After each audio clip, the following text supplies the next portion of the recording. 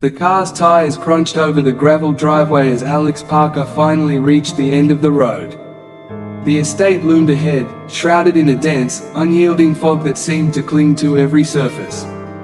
It had taken Alex weeks to sort through the legalities of inheriting the old family estate, which had come as a surprise after the sudden passing of a distant relative.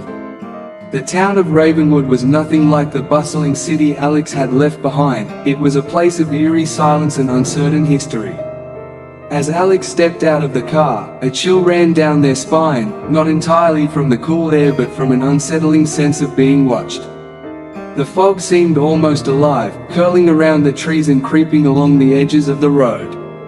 The estate itself was a grand, albeit dilapidated, mansion with ivy-clad walls and a roof that sagged under the weight of time. Its large windows were like unblinking eyes peering out into the mist. With a deep breath, Alex approached the front door, feeling the weight of the old iron key in their pocket. It was a curious object, ornate and heavy, unlike any key Alex had ever seen.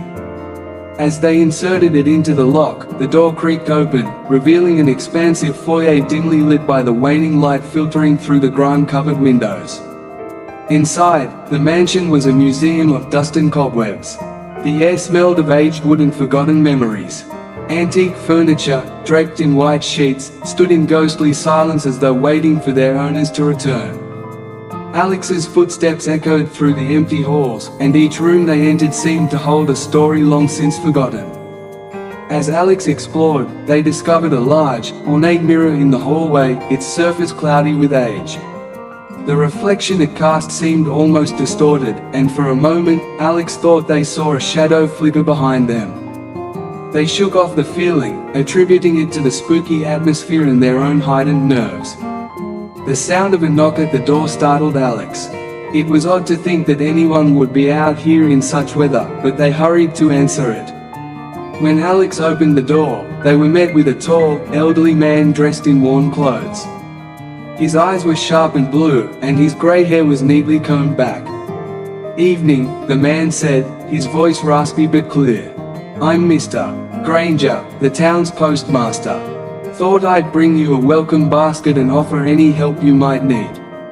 Alex invited him inside, though Mr. Granger seemed reluctant to cross the threshold. He set down the basket, which was filled with assorted goods, bread, cheese, and a note. The note was simple and written in a hurried, scrawling hand, "Welcome to Ravenwood. The fog is thick today. Beware of what lies beyond." Mr. Granger's gaze lingered on the old mansion with a mix of curiosity and apprehension. "Ravenwood's a peculiar place," he said. "Folks here are wary of newcomers. You might find the town a bit cold at first, but they warm up once they get to know you." "Thank you for the basket," Alex replied, trying to break the uncomfortable silence. "I'm Alex Parker. I just inherited this place, and I'm hoping to get it settled." Mr. Granger nodded slowly, as if weighing his words carefully. I figured as much. You'll want to keep to yourself for a while, get the lay of the land. The townsfolk have their ways, and they're not keen on outsiders." Before Alex could ask any more questions, Mr. Granger tipped his hat and left, disappearing into the fog as silently as he had arrived. Alex watched him go, feeling the weight of the town's warning more keenly than before. As night fell, the fog thickened, wrapping the mansion in a ghostly embrace. Alex lit a few candles and attempted to make the house feel a bit less foreboding. They settled into a dusty armchair in the parlor, trying to ignore the creaks and groans of the old house. Despite the unsettling atmosphere, exhaustion from the day's journey soon overcame them, and Alex drifted into an uneasy sleep. The night was restless. The fog outside seemed to press closer, as if eager to seep into the house itself. Every now and then, Alex would wake to the sound of distant murmurs or the rustling of what seemed like footsteps echoing through the halls. Each time, they would convince themselves it was just the house settling or their imagination playing tricks. In the early hours of the morning, the fog had lifted slightly, and Alex decided to explore the grounds surrounding the mansion. The overgrown garden and the surrounding forest added to the sense of isolation. As Alex wandered through the tangled underbrush, they noticed strange symbols carved into the bark of some trees and faded markings on stones half buried in the dirt. It was as if the forest itself was hiding secrets just out of reach. Returning to the mansion, Alex couldn't shake the feeling that something was very wrong. The locals' wariness and the unsettling note in the basket were not the only signs of discomfort. The mansion, with its creaking floors and shifting shadows, seemed to have a life of its own, one that was deeply intertwined with the secrets of Ravenwood. As the day wore on, Alex resolved to venture into the town to learn more about its peculiarities and perhaps unravel the mystery of their inherited estate. The fog had lifted somewhat, revealing a town that seemed frozen in time, with old-fashioned storefronts and narrow, winding streets. It was a place where everyone seemed to know everyone else's business, and Alex's arrival had not gone unnoticed. Their first stop was the local inn, where the innkeeper, a stout woman with sharp eyes, greeted them with a cautious but polite demeanor. "We don't get many strangers here," she said. "What brings you to Ravenwood?" Alex explained the inheritance, and the innkeeper nodded as if this was something she had anticipated.